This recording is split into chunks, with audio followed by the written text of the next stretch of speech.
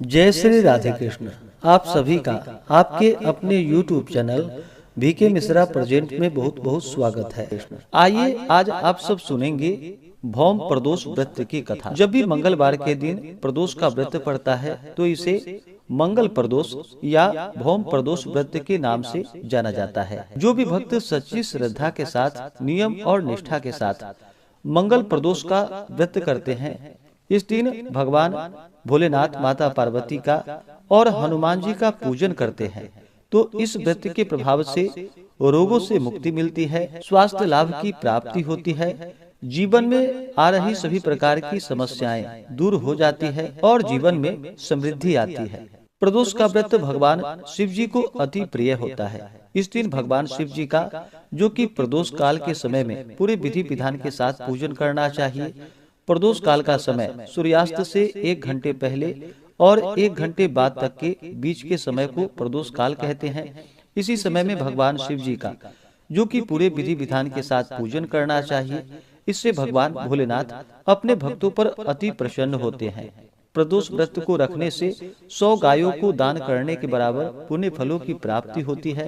प्रदोष का व्रत, जो कि कम से कम 11 त्रयोदशी या पूरे वर्ष की 26 त्रयोदशी का व्रत करना चाहिए। उसके बाद आप चाहें तो व्रत धारण करें या फिर व्रत का उद्यापन कर ले, इससे अनंत फलों की प्राप्ति होती है। जो भी भक्तजन प्रदोष का व्रत धारण करने वाले हैं, उन्हें चाहिए कि प्रदोष व्रत के दिन सुबह उठ करके नित्य क्रियाओं से निवृत्त होकर के गंगा नदी में या घर के नहाने के पानी में थोड़ा सा गंगा जल मिला करके स्नान करना चाहिए, शुद्ध वस्त्र धारण करना चाहिए और भगवान शिव जी का इस दिन, जो कि सुबह के समय में और विशेष प्रकार से शाम के प्रदोष काल के समय में भगवान शिव जी का पूजन करना चाहिए।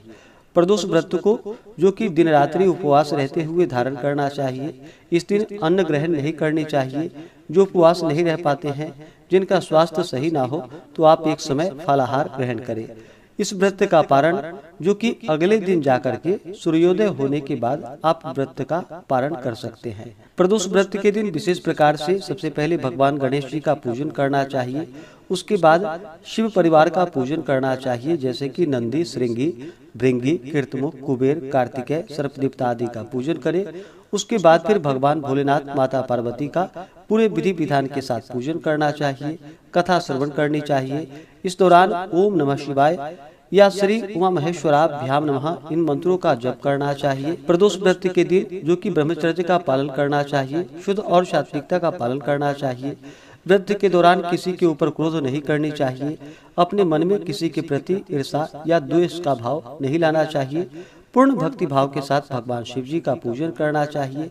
इस प्रकार व्रत को धारण करने से भगवान शिव जी की कृपा से मंगल प्रदोष व्रत के प्रभाव से व्यक्ति को स्वास्थ्य लाभ की प्राप्ति होती है तथा 100 गायों को दान करने के बराबर पुण्य फलों की प्राप्ति होती है तथा भगवान शिव जी की कृपा प्राप्त होती है। तो आइए सुनते हैं भौम प्रदोष व्रत की कथा। हे भगवान भोलेनाथ, आप करोड़ों चंद्रमा के समान कांतिवान, त्रिनेत्रधारी, मस्तक पर चंद्रमा का आभूषण धारण करने वाले, पिंगल वर्ण के जटाजूटधारी, नीले कंठ तथा अनेक रुद्राक्ष मालाओं से सुशोभित, वरदहस्त, त्रिशूलधारी, नागों के कुंडल पहनने वाले, व्याघ्र चर्म धारण किए हुए, रत्न जड़ित सिंहासन पर विराजमान शिव जी हमारे सारे कष्टों को दूर करे तथा सुख और समृद्धि का आशीर्वाद प्रदान करे।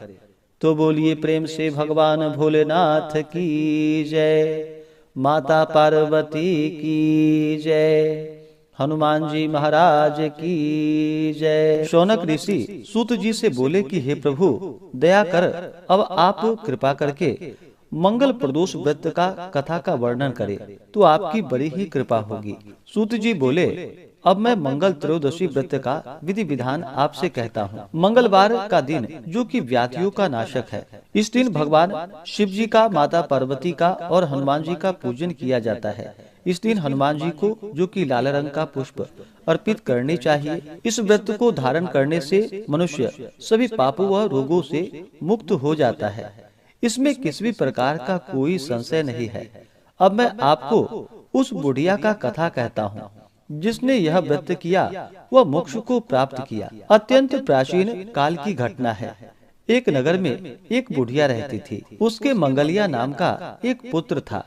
वृद्धा को हनुमान जी पर बड़ी ही आस्था थी। वह प्रत्येक मंगलवार को हनुमान जी का व्रत रखकर यथाविधि उसका भोग लगाती थी। इसके अलावा मंगलवार को न तो घर लिपती थी और न ही मिट्टी खोदती थी। इसी प्रकार से व्रत रखते हुए जब उसे काफी दिन बीत गए तो हनुमान जी ने सोचा कि चलो आज इस वृद्धा की श्रद्धा की परीक्षा करें। वे साधु का वेश धारण कर उसके द्वार पर जा पहुँचे और पुकारा कि है कोई हनुमान भक्त जो हमारी इच्छा पूरी करे।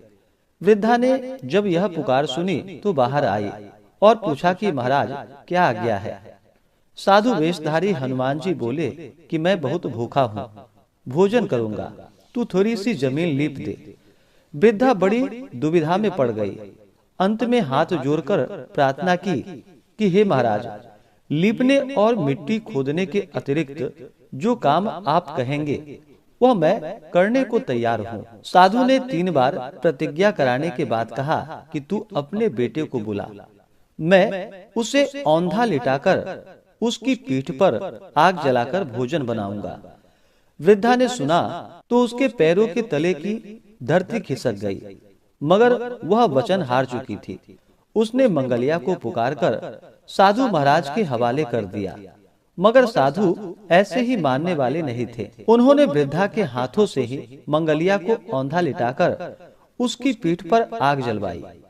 आग जलाकर दुखी मन से वृद्धा अपने घर के अंदर चल गई। साधु जब भोजन बना चुके तो उसने वृद्धा को बुलाकर कहा कि वह मंगलिया को पुकारे ताकि वह भी आकर भोग लगाए। वृद्धा आंखों में आंसू भरकर कहने लगी कि अब उसका नाम लेकर मेरा हृदय को और न दुखाओ। लेकिन साधु महाराज न माने तो वृद्धा को भोजन के लिए मंगलिया को पुकारना पड़ा। पुकारने की ही देर थी। मंगलिया बाहर से हंसता हुआ घर में दौड़ा आया। मंगलिया को जीता जागता देखकर वृद्धा को सुखद आश्चर्य हुआ। वह साधु महाराज के चरणों में गिर पड़ी। साधु महाराज ने उसे अपने असली रूप के दर्शन दिए। हनुमान जी को अपने आंगन में देखकर वृद्धा को लगा कि उसका जीवन सफल हो गया। इस प्रकार जो भी सच्ची श्रद्धा के साथ मंगल प्रदोष का व्रत करते हैं तो उन्हें भगवान शिव जी हनुमान जी की कृपा से उनके सभी प्रकार के क्लेशों का नाश होता है, रोग और बाधाएं दूर हो जाती हैं तथा सुख और समृद्धि की प्राप्ति होती है।